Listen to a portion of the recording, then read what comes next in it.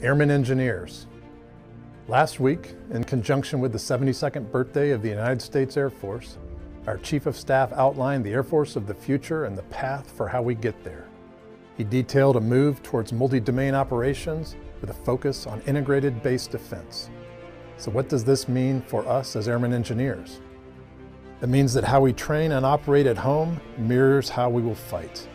It means that we can no longer operate under the assumption that our installations are sanctuaries. And it means that after 2 decades of high deployment tempo, we must return our focus to full spectrum base recovery after attack.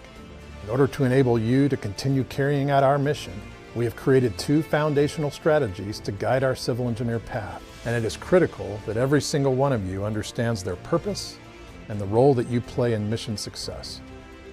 The infrastructure investment strategy, known as the I2S, is reinventing the way that we as a service are funding and managing our infrastructure.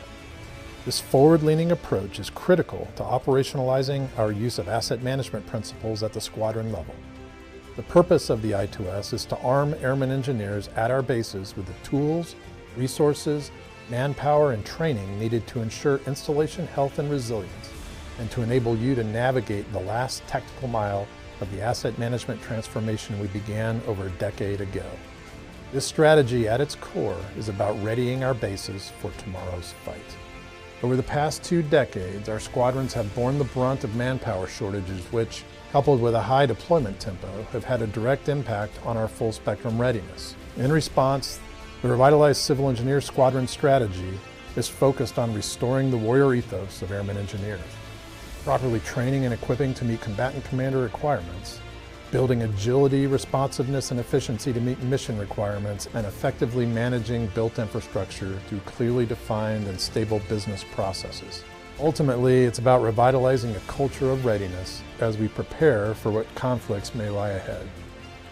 Over the coming months, we will continue to communicate the implementation of these strategies and their impact on our organization.